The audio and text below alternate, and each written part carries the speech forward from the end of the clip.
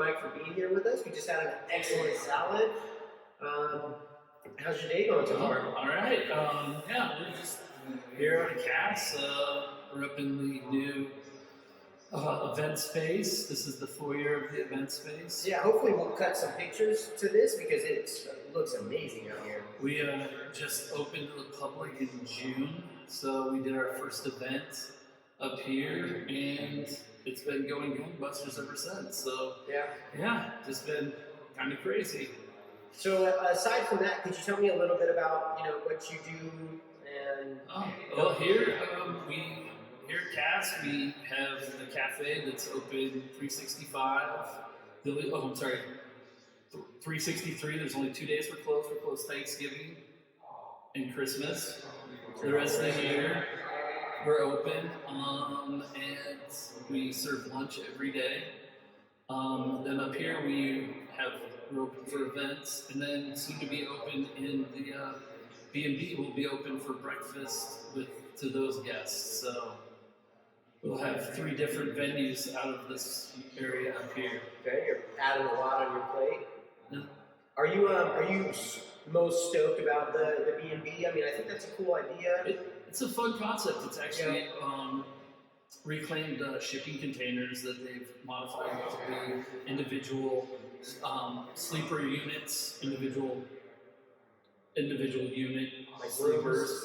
rooms. Yeah. They're lifted up above the grapes, so you actually are looking out over the grapes when you're in the room themselves. So it's like what you're kind of saying is they're literally like lifted off the ground, right? Yeah. So you get this really cool view. Yep. And your vineyards. And you park above that or below them, and so your car's gonna be in the shade in the summertime. And like today, when it's raining, you'll be able to park out of the weather. Yeah, it's really nice, and there will be 8 rooms, 1 bridal suite, and 7 regular rooms. So it'll be really nice. That'll be a cool thing because you guys do a lot of weddings. Yes. Here, right? Yeah, I think this last year we did 27. Okay. Last year. That's a lot. That's almost once every other week, right? How many Yeah. weeks in there in that year? 58 or something? 56. 56? That's almost one every other week. Yeah. That's Well, and we just opened it this year, so we're hoping to have more year round now that we have indoor facilities. So okay. Before, what did you guys? we didn't do anything pretty much past November because of the weather. Okay. So we lost pretty much everything from December through March. Yeah. I mean, just because people didn't want to run the risk of having to deal with rain and tents. And Yeah, that sucks because our weather out here is normally pretty nice. So people are getting married all year round. Yeah. So. And then you lose all the people that don't want to be dealing with 100-degree weather. Like when I got married in January. It makes it nice to, if it rains, but you're not having to sweat and be all miserable. You don't have to worry about everything else going on outside. Yeah. Before we get too far off, what type of things do you guys serve out of your It's open to the public? Oh, but we have, our big one is our estate beef burger, which our cows are raised within 20 minutes, half a mile from the winery itself. And that's our big one. Our bacon on it's cured and smoked on the property. But we do sandwiches, salads. Wintertime we do soups. We do a really high-end mac and cheese with braised short rib on the top. Nice. Really simple lunch stuff. We do your normal cheese board, that kind of thing. So it's like a nice thing for people can drive out here and have a good glass of wine. Yeah. Have some lunch. And we're far enough out that if people are out at Tobin James and they want to hit something before they get all the way back into town, they can hit us on the way back in. So okay. So how did I know we're kind of probably getting far back, but how did this whole cooking thing with how did the Chef Mike come to be? Well, I've been cooking ever since I can remember. I mean, I started cooking with my mom when I was really young, and then my mom went back to school when I was in like 5th or 6th grade, and so we lived out in the country, so I was cooking meals for my brothers when I was in 5th and 6th grade. So Okay. after a while, it was like you get kind of tired of frozen pizza and mac and cheese, so you start experimenting. Yeah. Not all of them good, but Well, you gotta figure it different. out. You know, you kind of have to. You got to figure it out. Yes. And then Sunday mornings, you know, you pick out your mom's old Betty Crocker cookbook, and Oh, the one like the red cover? yeah, the red cover. That's a throwback shout out to that Betty Crocker cookbook. I actually, one of the things that my wife and I looked for was finding that old Betty Crocker cookbook with the circle on the front, Okay. and it had my favorite, you know, coffee cake recipe in it. It's actually called Favorite Coffee Cake, and Okay. that was the first thing after we got married. I looked at every like antique store that we went to find it, and we finally found it. And it was like, oh, it's like $20, and my wife said, oh, I'm not gonna get it. It's not worth $20. And I was like, just kidding. We've been looking for it forever. Yeah. Finally, she's like, if you don't go back and buy it, I'm gonna buy it. And so I was like, fine, I'll go back and buy it. Yeah, And yeah. so it's like we all looked for it for all this time. So finally, I got it. But yeah. And then after I found out I was diabetic, and then, you know, coffee cake's not exactly the best thing for a diabetic, Yeah. I had to figure out ways to make it healthier. So instead of using brown sugar, I was using coconut sugar, and then instead of using all of this butter, I started using low-fat yogurt. So it's not quite the same, but it's close enough. Yeah. So with that, what other type of substitutions can people who are diabetic make in recipe? Like what would be a couple things you'd recommend? Like maybe two. Well, the toughest thing is you know, there's two ways to do it. You can either just within moderation, which I do, or you can substitute. And substitute is stuff like cauliflower for mashed potatoes. Or you can just do like half and half mashed potatoes and half cauliflower. Okay. That's a good one. And you can kind of you can mix that into Mhm. one mash. But yeah, but the thing is like I'm an Irish boy. I just don't eat Yeah. mashed potatoes as often. Yeah. I would rather eat real mashed potatoes, but just eat it once a month, as opposed to having a half and half mashed potato. Yeah. It just doesn't taste the same. So I'd much rather do it that way. But there's other things like the coconut sugar. You just have to experiment because it doesn't cook the same way. Coconut oil. Does coconut sugar caramelize? Like can you? No, it doesn't like, and it doesn't like, it doesn't, if you're making cookies with it, it doesn't, you have to add more butter and more like oil to it Okay. to make it like, it just doesn't, Because it probably it doesn't. doesn't, Liquid it doesn't, yeah, it doesn't cream like it does Okay. butter and sugars do. Yeah. Those are the big ones. I mean, but it's just all about experimentation. And I mean, you know, mushrooms, you know, add mushrooms to anything, because that's another one that's like, it helps with your blood sugars. And Oh, really? mushrooms are always amazing to help with your blood sugars. Okay. They help lower your A1Cs. But yeah, I try to sneak them into everything. My wife hates them, but it's like meatloaf. I do low-fat meatloaf with turkey, and then I chop up mushrooms really fine and mix them in with the meatloaf. Okay. Then I put a bunch of bacon in. Bunch of bacon, Then it's making it all that much better. You know? that just brings it back. Yeah, exactly. It's like you make it healthy, and then you just have to make something that Yeah. make it flavorful. To But- bring it back. But yeah, it's all about, you know, moderation. You just, you know, it's all about give and take. It's, you know, I love beer. You know, some people are like, oh, you have to give it up. You have to do this. You have to do that. And when I was first diagnosed, my A1Cs were 15. I've not given up anything that I love, and I've been able to drop my A1Cs and everything down to 6. Okay. And that's Is that almost, good? yeah, no, that's like almost pre-diet, you know, that's like almost non-diabetic numbers, but it's just all about moderation. You just have to have control. Yeah. I mean, you know, some people, to me, it's like, if I take it all the way out, I'm more likely to cheat, you know, Yeah. as opposed to if I know that, hey, if I have these french fries today, I just can't have them for a while. Yeah. And then, No, my brain works like that. Like for when I go work out, or when I do something good, I have to have something I'm going to reward myself. Yeah. And I have to hold myself true, like, to what I say. So, like, with the French fries, I'm like, okay, you can't have French fries until Saturday. I have to be true to that. Exactly. And then on Saturday, I'll get some fries. Well, see, and I do it a different way. I take that money that I would spend, like, you know, hey, I'd really like to buy this beer or go do this, or I'd really like to, and I spend it on something else, and I reward myself. Okay.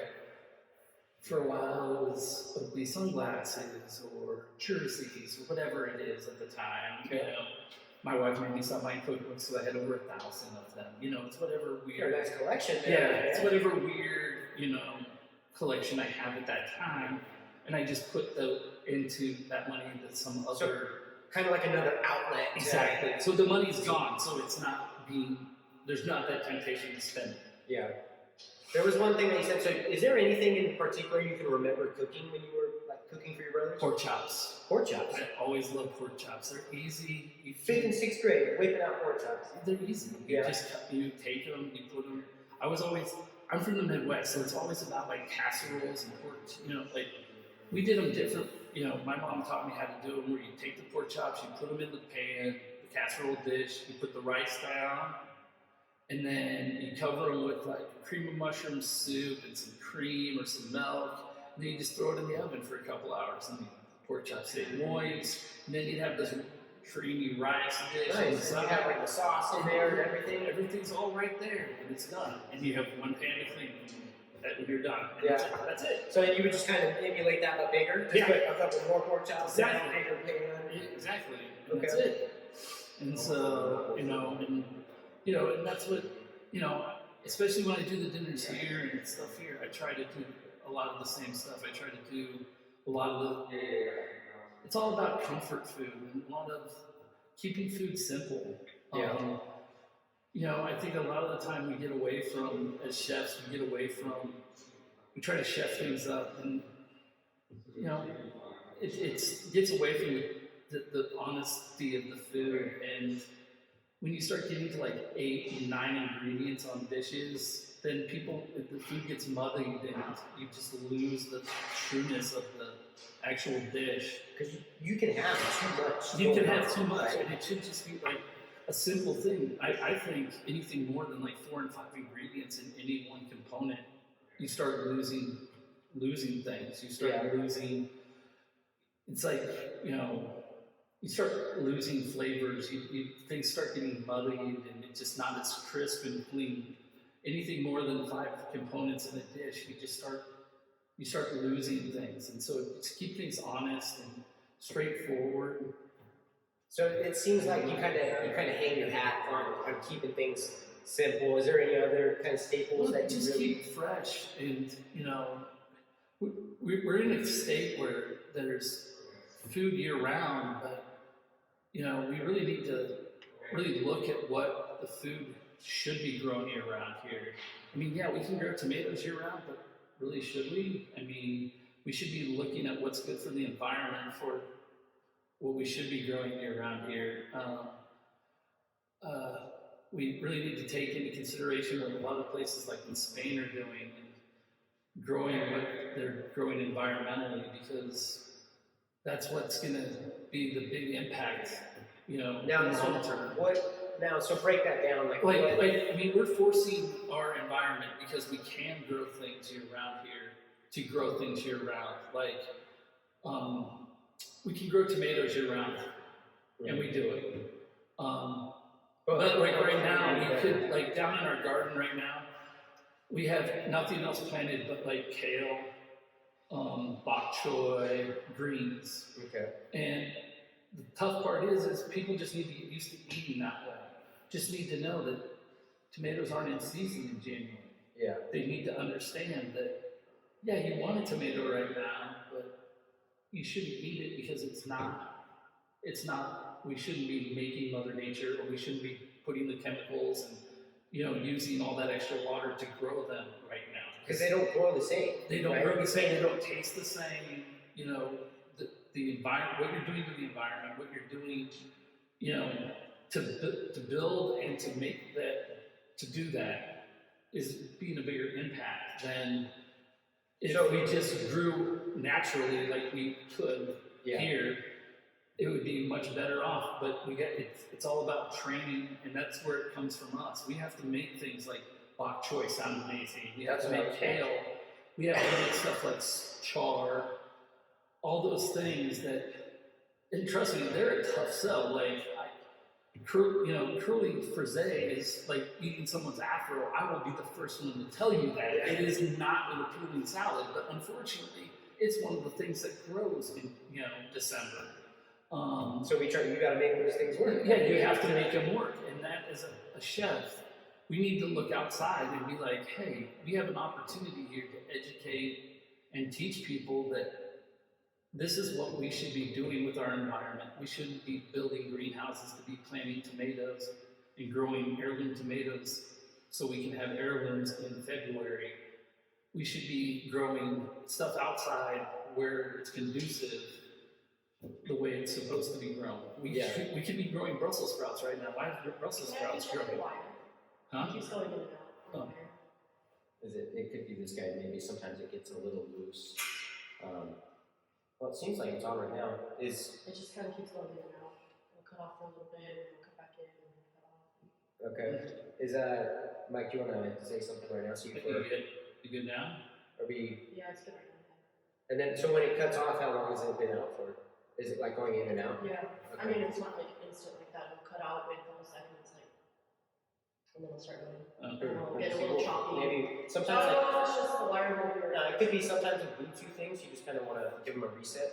We've had them on for a little bit. But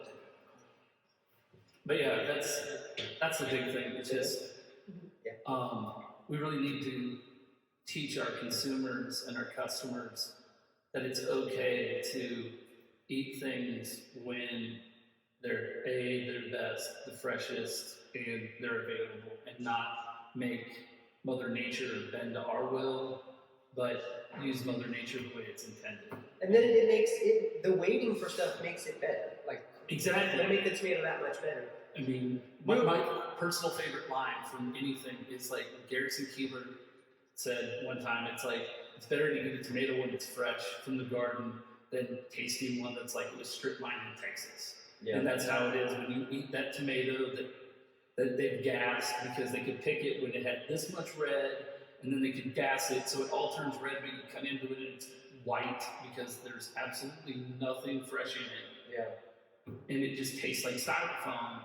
That's not the way it's intended. Yeah, great, you had a tomato, but is it really real? It's not really worth it at that point. I mean, if you're just going through the motions, is it really worth it? So just real quick, so we're not like glossing over, and for people who don't like work with vegetables as much, like what we're talking about is like when you get a vegetable that's like in season, grown without too many outside influences, there's almost like more nutrients. There's more nutrients in the vegetable, right? Yeah, and it's just fresh, and you can just feel it. Like, I mean, the tomatoes you pick from the garden, they're almost like warm to the touch. Yeah. And it's just So there is something about that. and it's just, you feel it. And the way we do it here, it's all about trapping, the daylight. And we take what the scraps we take from the veggies, we give to our chickens, which then give us eggs, and then we then put back into our desserts and stuff that we make here. So it's all about things that go, it's all about trapping that daylight. So it keeps going. And so the same with our grapes. Our grapes then go, our grape scraps after the harvest go to the cows, then we turn into our estate beef burgers and so on. So what do they kind of call that, like a working ecosystem or something like that, right? Yeah. And so we just don't take it as far as like some of the other wineries where we have animals actually grazing in between the rows and all that, but we do try to use as much of our waste and give it. We have ducks here on property, we have chickens, we have the cows, so we do as best we can to just use as much with as little waste as we can. And that's definitely like a good business plan, and very great for the environment and everything that you have going on. So what type of, so with it being the colder weather and us or yourself as a chef having to use those greens, like what type of things would you recommend people doing who don't want to eat kale? Oh, Somebody who doesn't want to eat char. You see, you just you have like But you have collard greens, which are amazing. You just braise them with like bacon and some white wine. Yeah, you cook collard greens right, yeah. Dude, They're amazing. They're amazing. They're just like wilted. They melt in your mouth. You know, you take kale and you chop it up and you put it into a soup. It's great in like a minestrone or an Italian wedding soup or something along those lines. There's just ways to incorporate it, and you still get those greens, you still get that iron, you still get that vitamin K that, you know, a lot of people are missing, especially in the wintertime, that they don't get because they're not eating those leafy green vegetables. Yeah. Because that baby spinach isn't as available, or is it more expensive in the wintertime as compared to, and it's not as appealing as like. Is it cut out, sir? No, that's really annoying. The thing's it's all on. It's just yeah, and then maybe we'll bring it out from the jacket. Did we have any issue with it in the when we were cooking? Okay, we'll try maybe just to keep this guy clipped on it and get zipped up. Is there, you feeling it? Yeah. Is mine's coming in fine? Huh. That better? So where were we going? It's not as appealing, right? It's not as appealing. It's just, you know, it's to be more creative. It's mixing it into something like you can always wilt it down and mix it into filling for lasagna or like manicotti. You can chop it up, wilt it, mix it in with your. What's a manicotti? You know, it's a tube pasta that you can pipe in with your, you know, your cheeses and. Oh, okay. You know, so it's just different ways to use it, and so it's all about just being creative with those. Bok choy, you can just take them, cut them in half, grill them. They're amazing with like soy sauce reduction over the top. You know, I like to do it with a little bit of vinegar, but yeah. I mean, I think that one of the hard sells is to get people to like step out of the box. Right. A lot of times, if you just cook it right, put a little bit of salt on it, I mean, it's all about just getting people to take that first step, and it's really like I've served grilled bok choy and people are like, and then they try it and they're like, oh, I've never thought of it that way. And it's just getting them to take that first step. And I mean, honestly, people look at it in the store and they're super intimidated because they don't know how it tastes. They're not really familiar with something and they're worried about it. Take a shot. It's not an expensive. A lot of these greens aren't super expensive. Yeah. Pick them up at the store. Most grocery stores, especially around here, have them. Oh yeah, around here, you know, like especially now, you can find them pretty much anywhere. Yeah. I mean, it's not like Romesco or something like that where it's a little more hard to find, but yeah, it's always good just to go exploring. And I mean, the farmers markets always have these around. So yeah. But yeah, it's just we really need to, especially here in California. I mean, the Midwest, the East Coast, the South. They have a little more limited on when they can grow, how they can grow. It's a little different for them. But here, we can grow stuff. It's nice enough, even when it's December 10th today? Yeah. It's going to be 60 It's gonna be degrees. 65. Yeah, and I mean, so you can still grow pretty much anything. And it's going to rain next week. And so we can grow pretty much anything we need. And we just need to prepare people for how that and what it is and when it's in season. I think we've been coddling people for too long and, you know, letting them say, no, I want tomatoes.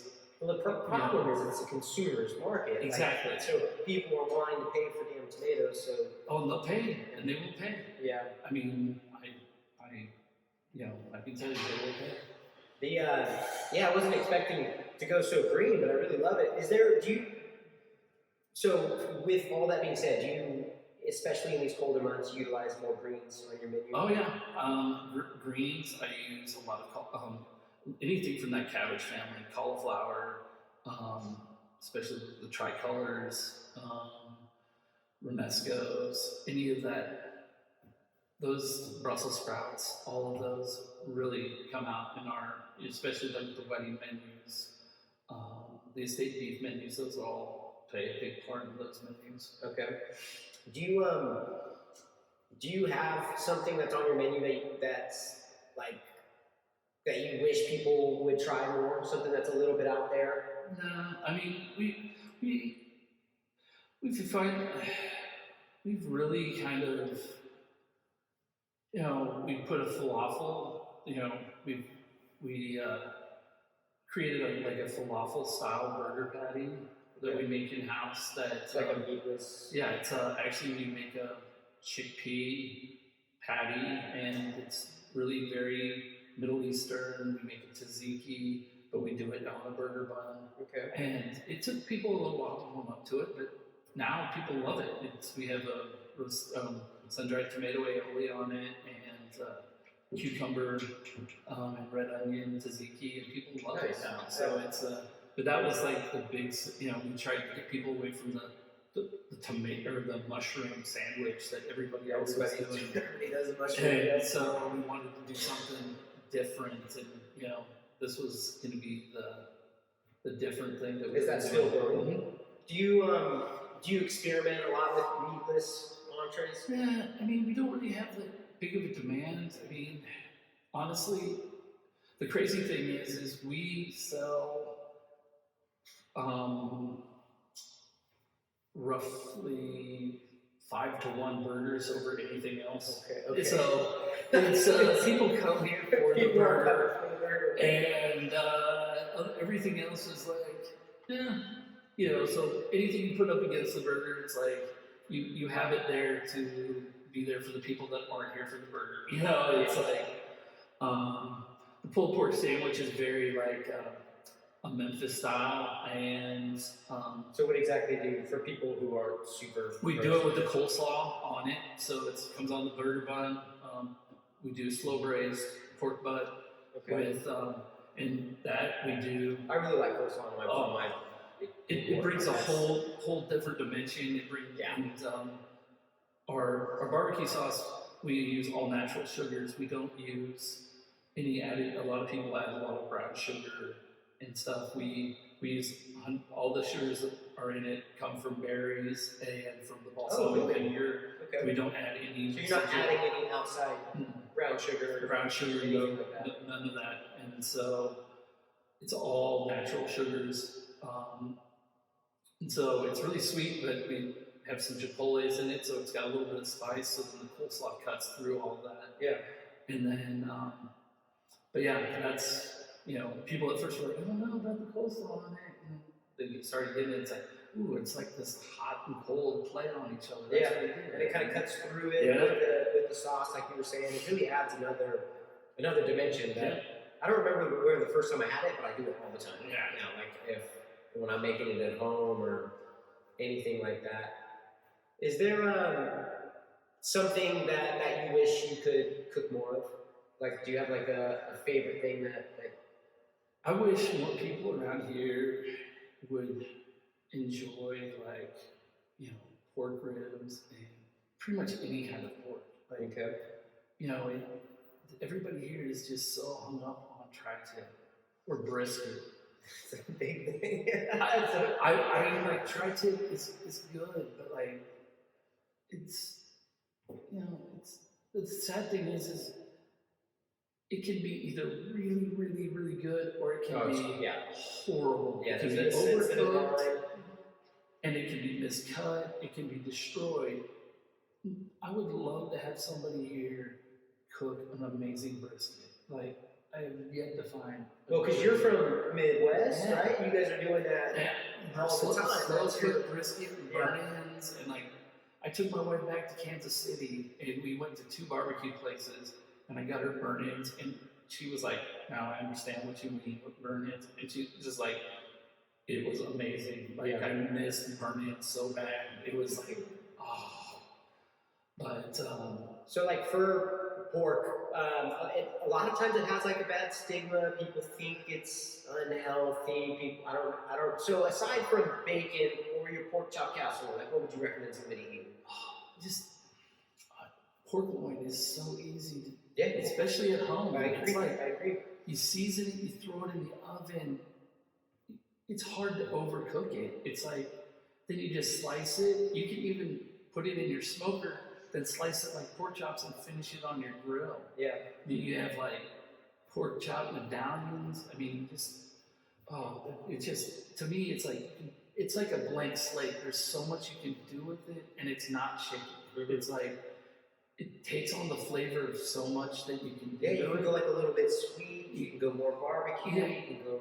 You can do just anything to it. You could do like a balsamic glaze. Mm-hmm. You could do like super upscale. You could do, you could do Italian and do like a, salt and buco. You could do like a roulade and stuff it. You could do, almost anything with it, and it's super forgiving. It doesn't dry out like chicken, and Yeah, chicken's got like a lot of people cook chicken at home, but chicken's got a fine line. Yeah. I mean, you go from cooked to overcooked very, very quickly.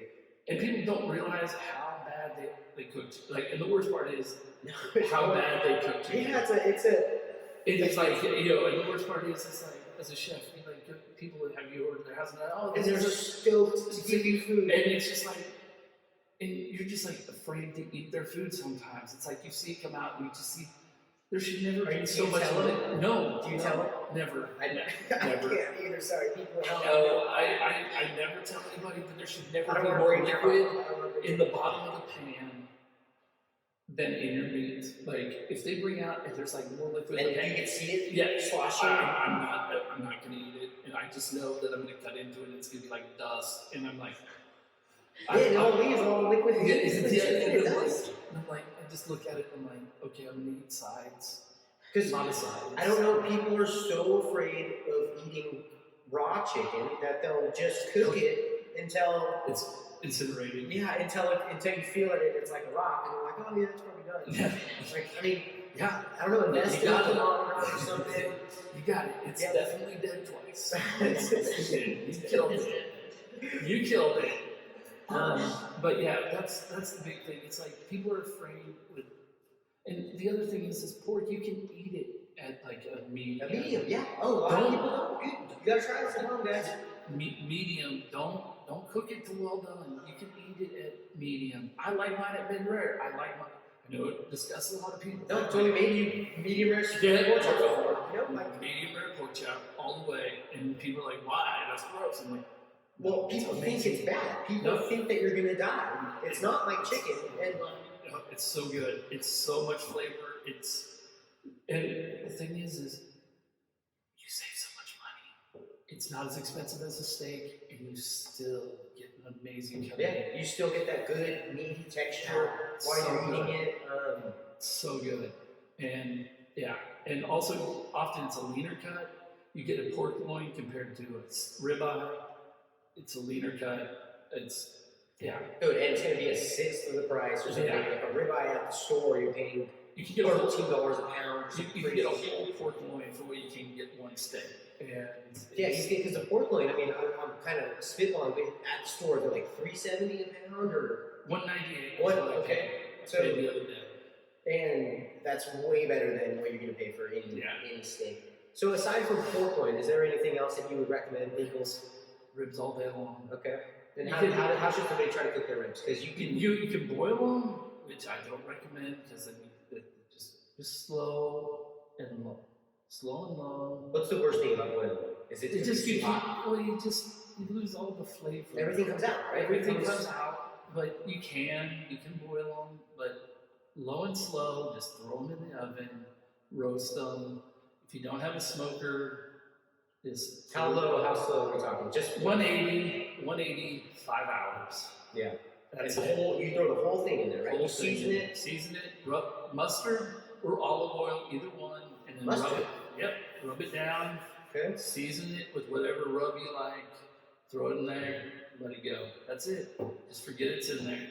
And then 5 hours later, and if you want it to be a little, some people like it a little more pull on it. Some other people just want it where the bones fall out. If you want it where the bones fall out, That's my then take it a little longer, but that's it. Like I like it where I have to pull, Okay. So Little give. a little give on it. I want to have a struggle with me, but I want to remember that. Yeah, exactly. I don't want it to fall Yeah. apart like some salad. yeah. A lot of times people, I don't know if they just want to rush it. I don't know They, why. they don't take time. They want what's easy. They just want, I mean, and that's sad because sometimes it would be something as easy as taking it, putting it in the oven before they leave the house. And then just leaving it there. Yeah, Leaving it. like you said it perfectly. You forget about it. You You just don't forget just about it. put it Just in walk there, away. let it be what it is. And I mean, if you have like a Traeger, if you have like a lot of these smokers, or you just set it and it goes on its own and it will turn off. So Like, you kind of touched on a Traeger. What would you recommend for somebody's first at-home smoker? whatever you have the money for. I don't care for the Traegers. Is there a drastic difference between the smokers? prices. Yes. Like the Traegers are very nice and people love them and they're incredible machines. I personally, I like to play with my stuff. I like to use wood chips and I like to mix my wood chips. I even like to add things like tobacco and tea and different things that aren't actually wood. Leaves. They add peat moss, different things to add different flavors. So that you can't really do with a Traeger as much because they use the pellets and you don't have a control of how much of these pellets are Going in, right? It's just one setting. And it just kind of feeds. And then the pucks are even worse. It's like this is an apple puck. It's dropping and it's dropping. I like my master builds. They look like small refrigerators. I have 3 of them. I have a green egg and I have a standard refrigerator that I've turned into a cold smoker. So I've got several different options in my backyard. What's the benefit to cold smoking something? Cold smoking's like if you want to do cheese, you cook it. Well, I mean, here in California, you can do it 3 months out of the year. Is that good? Or is that it's not ideal. Okay. But you do it for long periods of time. Like salmon, I can do for about 72 hours. But you can't get over like 70 degrees. And it will smoke constantly at like 50 to 70 degrees. If it gets over that, you run the risk of it going bad. Okay. So does it come out edible or is it just plain flavor? Oh, it's all just like it's like how they used to do it back in when they would smoke stuff outside in like Alaska, they would just build little outdoor sheds and smoke outdoors. It's great. It's more like if you were gonna slice logs, have those really thin sliced logs. That's more of a cold smoke. Okay. Hot smoke is like if you get like flaked salmon, where you get that cold, hot, and it falls apart and it's flaky. Either is good. You have a higher. They both have their pluses and minuses. You're not going to be able to get that thin slice as you will in a hot smoke. Oh, so the hot smoke you can get those thin? No, you can't. No, right. The cold smoke is where you get the thin sliceable stuff. The hot smoke is more like a crumbly, like a salmon salad. That's what we have down there. Okay. But I mean, they all have their good highs and lows. I mean, cheeses. It's amazing to smoke your own cheeses if you don't mind some sweaty cheeses. Just a little sticky, or yeah, it gets a little weird. It gets a little weird. A little pungent, or pungent. They get. Sometimes you're going for it. Like sometimes you get a little slimy. And I've smoked ice cube. I've smoked all different kinds of things. I've smoked ice. I've smoked you name it. Whatever weird thing I've tried to put in there. I've smoked sugar. Have you had any experiments? Almonds. I mean, I'm sure you've had some, but do you have any experiments that you like to let people know don't work? Yeah, salt did not work real well. It did not work for me, at least. It just. Were you trying to just make like a really good rub, like a really good seasoning? No, I just tried to smoke sea salt, and it just got gross, turned brown. Okay. Wasn't. Okay. Do you want to switch right now? Okay, so we'll just do a quick 30-second and she flips that.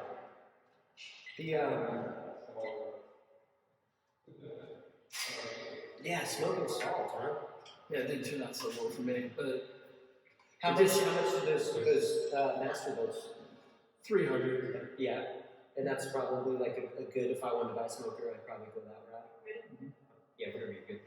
Yeah, I like my Masterbuilt because I have like Bluetooth remotes and set it, and I can do 2 turkeys in each one. Okay. So aside from, so I know that you're big on curing. I know you've been curing meat for a while. Is that something that people can do at home? Oh yeah, I mean, as long as you have room in your fridge and your wife doesn't mind. You know, my wife's very understanding about me and my experiments. You're taking up some realty in there. Is it like making Some's messy, some's not. Like salmon, I mean, the more you cure it, the more water is leaching out, so you don't want that salmon water splashing all over the inside of your refrigerator. Understood. Yeah, I mean, it's sticky salmon water, so that gets kind of gross. But you know, she's been very understanding with some of the things I've been experimenting with. That's good. The home refrigerator. You got that emotional support? Yeah. She's not so much a fan of when I run the smoker for 3 days straight. Are you running it inside? No, but like it's right next to our door, so it's like. Oh, it's coming in? Yeah, the smoke's coming in. It's the house smells like smoke for a week or so, and she's like, yeah. But I mean, that 3-day smoke, like you're getting, some ooey tender. Yeah. She doesn't mind the salmon. It's just that she doesn't like the house smelling like a barbecue. Yeah. But yeah, literally, it just smells like an episode of Hit Masters. Yeah, exactly. Yeah. If you could, smell it. Yeah, smell it. Yeah, visually smell that. Oh. How did you get started into curing meats and stuff like that? It's all, it's all, in this industry, you just have to slowly, learn different things, and it's all about, I wanted to learn how to do, and it's culinary arts, and it's all about learning and exploring and how you could do it yourself and how you can do it better, because I was wanting to make my own sausage, and Travis and I learned how to make our own sausage for an event that we did when I was at Australia. Yeah, we made our own sausage, so that was one of our first attempts of that, and we made 200 pounds of sausage one of our first attempts. It's a big deal. That was, and then I smoked it, and that was fun, but it was a whole experience so then it just kind of snowballed. So I went from that to learning how to do other things. But yeah, it's all about just like building and growing. And in this industry, if you're not learning how to do something new, you're going to get passed by. There's people learning to do different stuff, and I don't want to be the new gimmicky guy. Yeah. I don't want to be the phones, and that's cool. You can incorporate a little of that, but it's taking the knowledge that came before you and making that your own. Yeah. And that's where I think a lot of the chefs, especially in the 90s and the early 2000s, got a little lost with this molecular gastronomy that, and they got back to it, recently, but I think that maybe people just saw the looks and then they just ran with that. Everybody wanted. They got so out there, but then they got so far away from like what made food, and it got so far out there. But now everybody's coming back to that Alice Waters and that's low and slow, and that back to where it was in the early 90s. Yeah. The Thomas Kellers, from all the phones and stuff, I'm pretty sure that they were just going to start like stacking vitamin pills. Yeah, exactly. The swinging greens, where it's like, hey, this is your food for the day. You just mix it with oil and just shake it and drink it. And that's all your nutrients for the day. It's visually art. Shake. Exactly. Your food, it should look appealing, and there is a place for all of that. And I'm not gonna lie, I do own those beautiful books, the Elenas and all those just food porn books, those sexy books. Mm-hmm. But small amounts of that belong on the plate. The plate needs to have substance as well. There needs to be body behind the foam. You know, there needs to be more than just like the sea foam essence of this balloon. And you know, like it's more than that. It just, and I just sometimes I feel that they got so far away at times. So I'm just glad that they're coming back and there's more substance to it now. Is there some trend for us that you see coming? Is there something that everybody's about to start doing? Or? Not really. I just think that it's nice that we have this movement back to the farm. I mean, the farm to table movement is really pushing on. Is that more than just here, or is that mostly just here? It's mostly here because you got to understand. I mean, you know, I lived in Missouri for 15 years, and other than March through end of September, that was about the only time you could really live farm to table. I mean, after that, end of September, you're starting to get down to 0 degrees at night. And so, you know, there's not a lot of stuff growing at that point. So you're eating what you put away. And so, unless you like eating a lot of root vegetables or potatoes and things like that, or a lot of apples, you know, it becomes a lot harder to eat farm to table when you have much more drastic seasonality. California has the luxury to be more open to seasonality. I mean, it's more forgiving. It's more forgiving. You have the ability to have a much broader menu, I should say. You can be farm to table if you're willing to have a much limited menu. And be in the Northeast and in the Midwest and the South. But in California, you can have a very broad menu and still be farm to table. I mean, we can, you know, I can take you, we'll go down and look in the garden, and there's 7 different types of chard, and, you know, bok choy, kale, and Brussels sprouts growing right now. And that's just in one bed. Now, you experiment with growing like at home too. Mm-hmm. Now, that's something that many people would just think is too difficult. What would you say to those? Not really. I mean, I've kept my hop plants have been going along for 6 years now. They're going strong. I've had some misfires too. I've tried to plant goji berries that never took off. Okay. But yeah, it's just, you know, knowing what grows where you are and, you know, going with it. I have a fig tree that, you know, it was, they didn't know if it was going to grow here because it was potentially too warm, but it's growing nicely. Did you get that transplanted? Mm-hmm. Yeah. And it's growing nicely. I planted it for when my daughter, you know, because it's going to shade my daughter's window. And yeah, so it's now, we got 4 figs off of it this year. Okay. So 4 is the start? 4. It's only 3 years old and we got 4 figs. Okay. So You got one salad. yeah, exactly. You know? So maybe some house cured exactly. You know? Those 4 figs. But yeah, we're just you know, we're really lucky to be here, and we want to, you know, to have the ability to have farm to table year round. So what originally brought you out here, and what keeps you here? Well, my wife's a somm, and so, you know, her love for wine definitely keeps me here. Okay. My parents. She lets you smoke in the house, so. Yeah, you know, so yeah, she definitely keeps me out here for her love of wine, and then but my parents live out here, and my brothers all live out here now. So, I mean, Did everybody come from Missouri? yeah.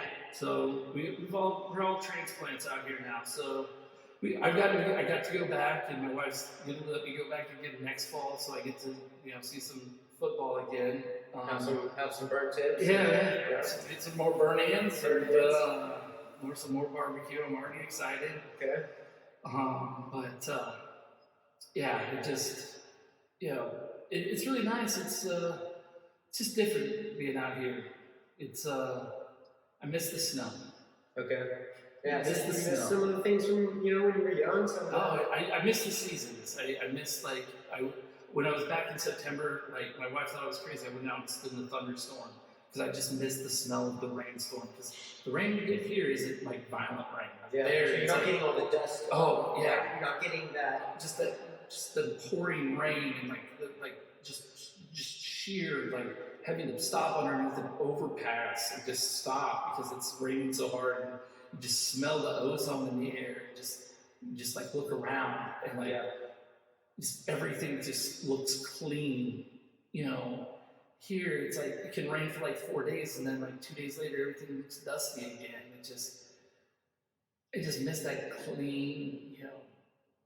There's rain wash. There's a magic moment, like especially here in California, like the hours after it rains when the sun's showing, right? Everything, the contrast of It everything. looks clean. It looks clean. It looks vibrant. Like, But then, like an hour later, after everything's dry, it looks dusty. Yeah. And you're just like, this. so snow is what we're going back to. Yeah, I like snow. I miss the snow. My wife hates snow, so I won't get it very often. So you can't bring that in your mind too much. No. We drove back to Colorado and we drove through it last March, and she'd had enough of it. The funny story is we put windshield wiper fluid in our car here in March, and it was a bug windshield wiper fluid. Didn't take into consideration It's gonna freeze.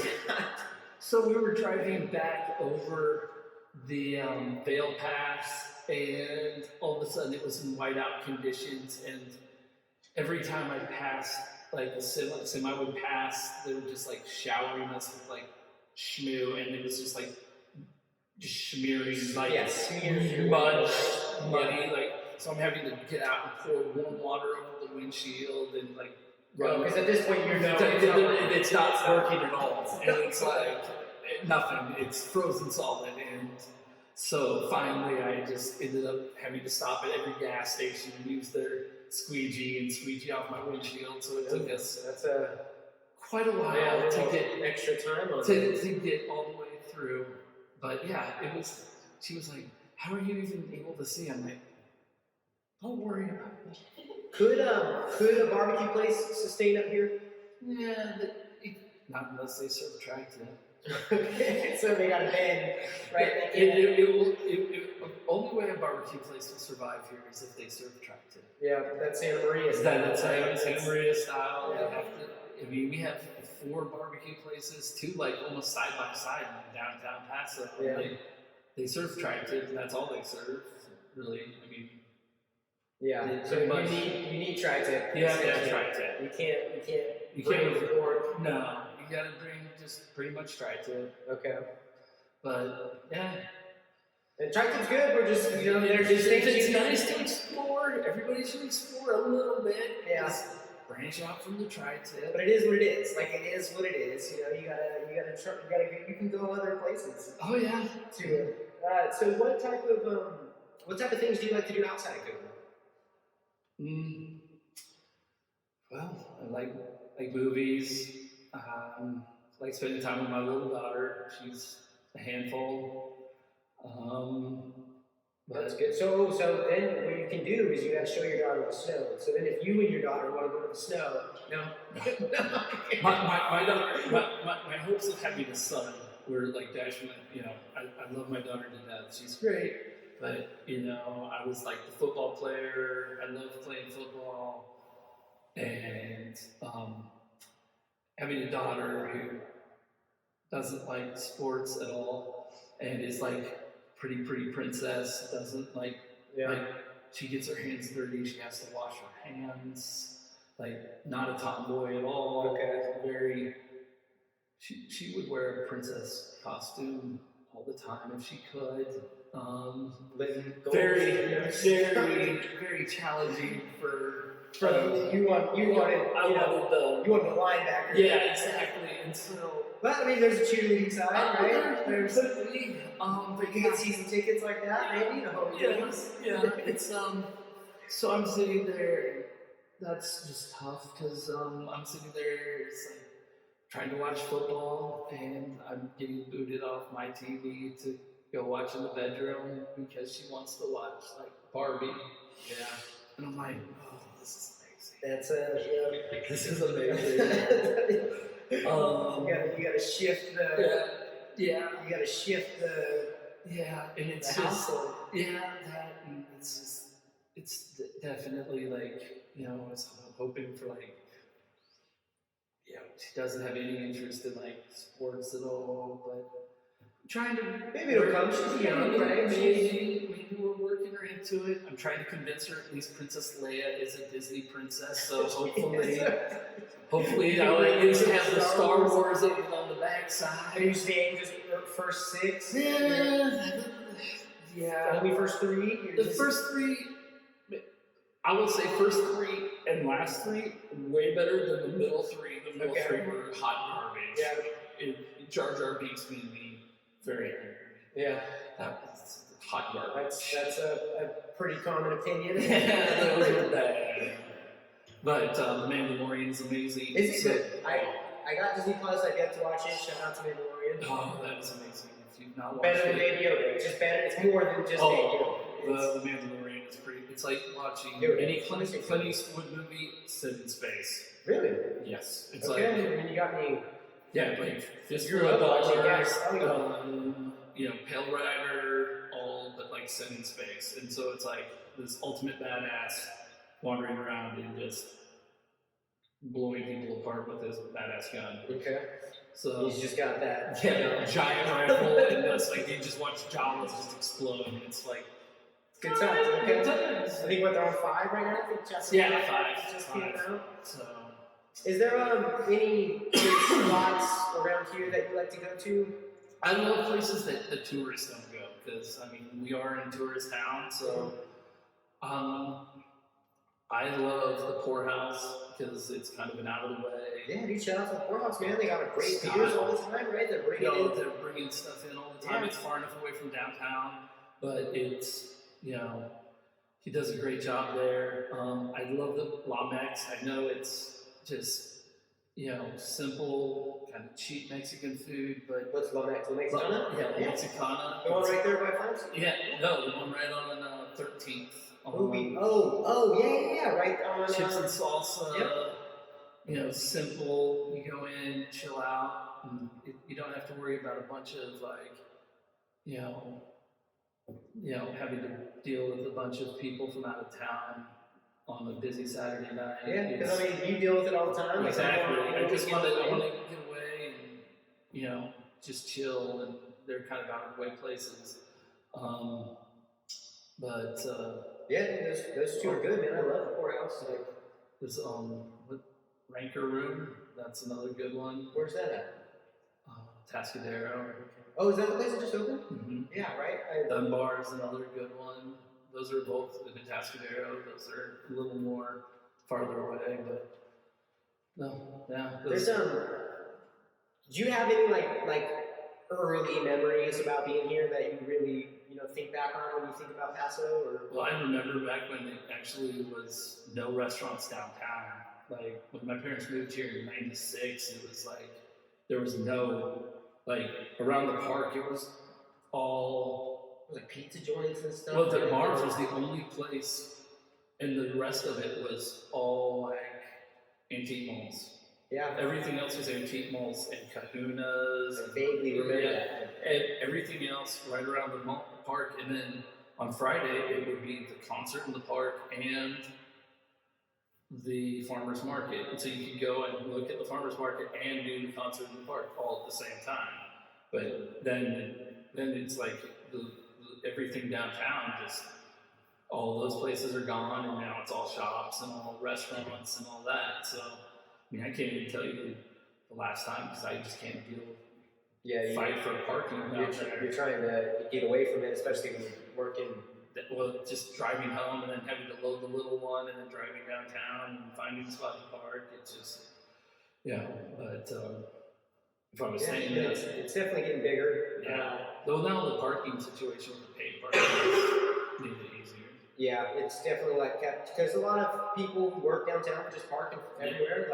Well, now they opened up by the train station too for the. I saw that, right? There's a couple rows over there. Yeah, they've opened that up for people that work downtown, that they have some place to park for free. And then a lot of people don't know. I mean, with that paid parking, you actually get your first 2 hours free. So like you can literally do most things in 2 hours. Yeah. You just gotta move your car in 2 hours. Like it's not bad. Exactly. And then you just pay a little bit. And it's not expensive. So yeah, you can see most movies in 2 hours. So it's like you can even go to a movie and not have to pay for parking. So, So I mean, a lot of people were kind of upset about it, but it's not. It that needed bad. to happen. It definitely did. Because people were down there parking and like being there all day, and then people that were actually coming down to do shopping weren't having to go to the park. No, I mean, like that was one of the worst things working downtown is you would see other people's cars that like park right in front of your spot. Like, Yeah, exactly. You're like, hey, hey, wait, you work there. You can't park right in front of our place. Yeah, but don't park right in front of my stuff. So, what is there anything that another life, see yourself doing outside of cooking? No. No football, commentator maybe. No. This is it. Like, I mean, there's no other better way. It's like instant gratification. This is all about, if I want to see how people like how I did my job, I can go out and see. I can ask. It's an instant gratification. I get instant feedback. No other job you can go out and get that instantaneous feedback. You always you have that. Bill Belichick's getting instant feedback. Yeah, Bill Belichick when he cheats, he's getting instant feedback.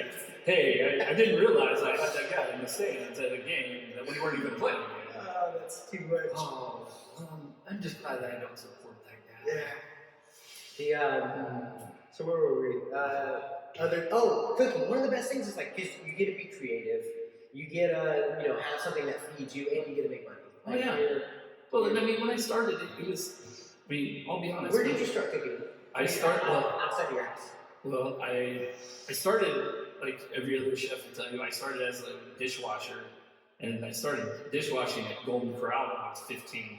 Chef's Golden Corral, dude. Yeah, and honestly, if you can wash dishes at Golden Corral and still want to work in restaurants when you got the drive, dude. You are washing dishes on Sunday with the syrup that's the cheapest, like pine tar syrup, and that's just it's just like corn syrup and like a little bit of syrup flavoring. Yeah. It's just like you're pulling these dishes apart.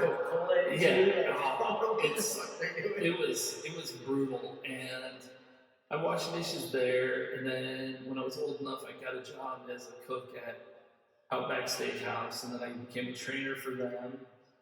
And then, so you went to management type? And then I just bounced around, and I kept trying to go to college. Yeah, for something else. Yeah, but then it was like, I'm never going to class. I'm never doing any of this. I'd much rather just work. And at that time, back in 98, 99, working in restaurants wasn't. I mean, the Food Network hadn't really taken off yet. Nobody. Anthony Bourdain still hadn't really become a big name yet. I mean, working in restaurants was still frowned upon. It was like, what are you doing? Why are you dropping out of school to work in restaurants? Yeah. And so when I told my parents I was dropping out of school to go to culinary school, they're like, So they were supportive. But there was this stigma, it was. Life, exactly. And for a long time, I felt like that they were just waiting for me to come to my senses and find a real job. And finally they realized that he's actually really good at what he does, and oh wow, this is a real job. It's not this is not his placeholder while he's finding himself. So, but it took some time, and it took a long time and a lot of waking up for people to realize that. And it's not just my parents, a lot of that generation. There's a lot of chefs my age that had to overcome parents that really didn't understand that, deciding to be in this industry where you're not always paid that well. Yeah. You don't always have the greatest hours. You don't always have line cooks. Line cooks, I have line cooks that I would hire in an instant if they were in California. that are amazing men that I wouldn't even bat an eye, that if they were here, Yeah, you just be like, you're on my team. And I just could depend on them no matter what. And they take a punishment that people just don't understand. And unfortunately, I think that whole tide will change. I think that it's all coming. it's slowly coming around. You know, like I don't know if you have any thoughts of why or what traditionally or what made it. It just took a lot of people realizing. Well, I mean, I think it took a wide awakening of. It went so far one way then. Like when I went back to get my bachelor's, there was all these kids going through culinary school that thought they were going to be the next Food Network star. They thought they were going to be the next Martha Stewart. Yeah. That thought all they had to do was graduate culinary school, and there's just people from the Food Network just handing out jobs. Yeah.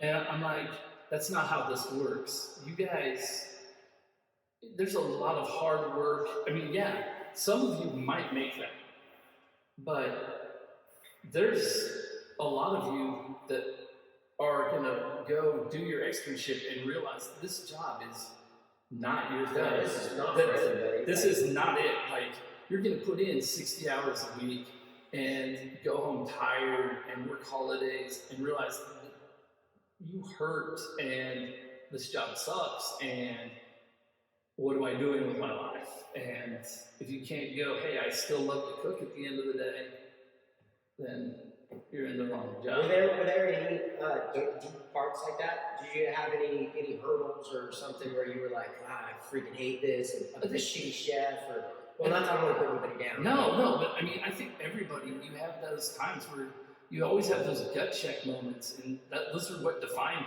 you. Yeah. And if you don't, you always have those moments where you have to either like suck it up and go, or you don't. And I'm always that person that, you know, I strive to be that guy that's like, you know, the more times that people tell me I can't do something or I'm gonna not be able to do something, I'm gonna be like, all right, just watch, and I'm gonna push and push and push until it might kill me, but I'm gonna come out on the other side and be like, ha ha ha, and then, you know, pass out. But you know, at least you try. Yeah, at least I tried. I'm going to go down swinging, and you know, it's just all about pushing and pushing and pushing. It's all about setting yourself up. And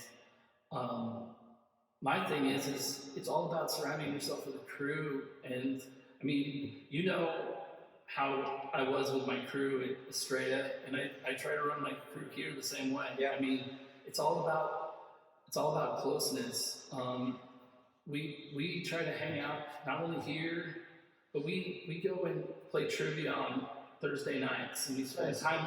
We try to not only just spend time here, and when it's tough and hard and everything, but we also try to see each other as people outside of here. And I think that's why when shit goes sideways,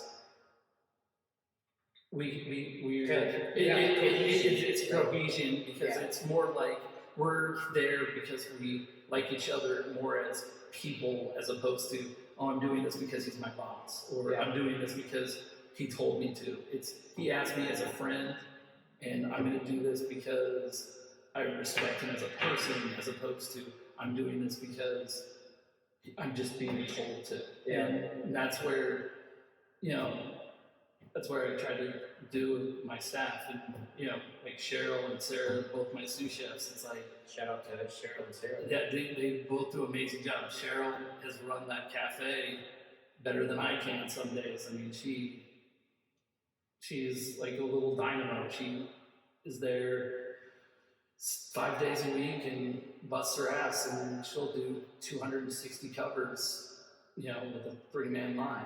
So you've seen how small that kitchen is. Yeah. So. You gotta do some things. So in Sarah up here, she's my one-man catering department. So we'll do 250, 300 person events, just her and I. So you know, it's when you have two friends like that, you can't go wrong. So so one last thing. Do you have anything that specific you look for when you're like hiring a new person, or is there something that you've found? We're like, oh, you got the magic. Well, like, no, my thing is it's all about if they have like drive and they can come in. I don't care where you've worked, who you've worked for, what kind of skills you have. If you come in and you're humble and you show up on time for your interview and you ask questions, those are the important things, because I can teach you what I need you to know. Yeah. Because the thing is maybe I make a beurre blanc different than your last chef. So if I tell you, hey, do you know how to make a beurre blanc? You say yes, you make the beurre blanc, it's not right, then I have to do it again. Then that's not saving me any time. If you say, can you make a beurre blanc? And I'm like, yes, but how do you make it? That's, to me, the right, that's the right. I mean, there's never a wrong answer. I'm not going to say, no, that's not the right answer, but yeah, that's good, but I do it a little differently, and I'm the coach. That's the most ideal. That's the most ideal. When they say yes, and then they just walk away, that's not giving me any coaching opportunities. Yeah. To me, I can teach technique. I can't teach intangibles. I can't teach humble. I can't teach the drive. I can't teach punctuality. Those are things that you need to learn before you get here. Yeah. That's all stuff that your parents should have instilled in you long before now. Yeah. And that's really the big thing. I mean, anything else, I can teach you how to hold a knife, I can teach you how to cut, but anything else. Yeah, I agree. If you got the drive, the motivation, and the willingness to learn, right, then you're. I'd rather staff it. How many of the people, you and I worked, in sister restaurants, how many of our staff did we take that would not have worked in any other restaurant?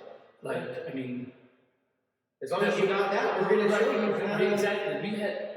I'm thinking of two guys in particular that worked with you and with me that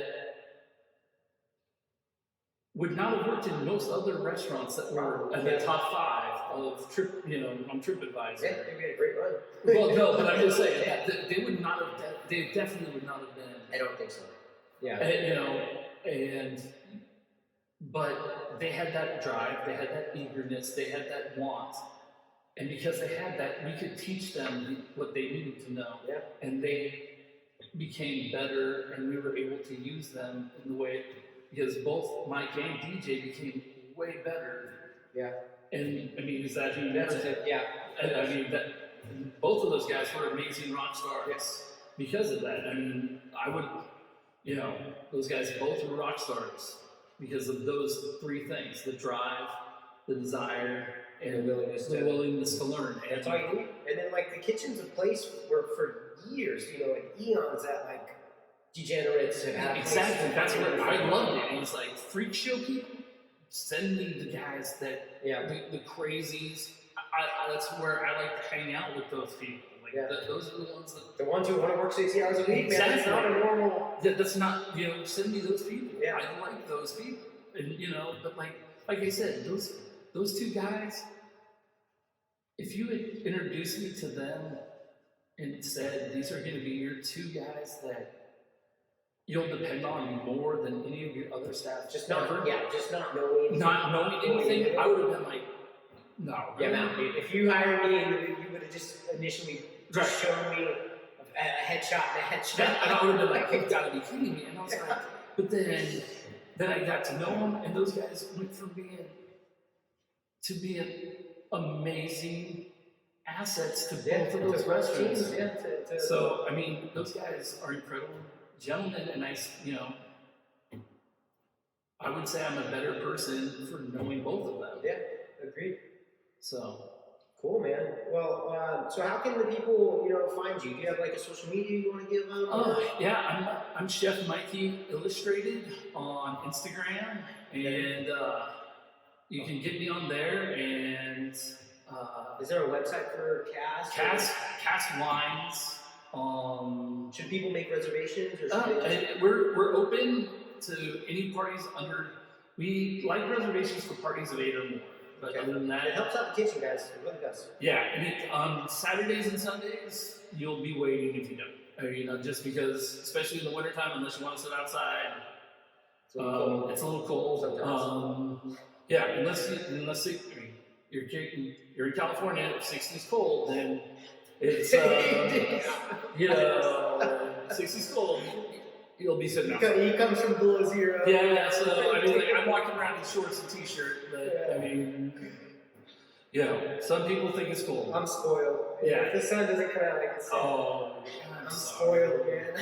I just think it's amazing that there's parkas and Uggs when it's like 65 degrees outside. I'm walking around with a windbreaker and sweating. I'm like, what's this cold? Why is it so hot? I know. It's like, it's December. Why is it hot outside? Why is it hot outside? But yeah. All right. Thank you, Chef Mike. Right. This has No been problem. great. Thanks, guys.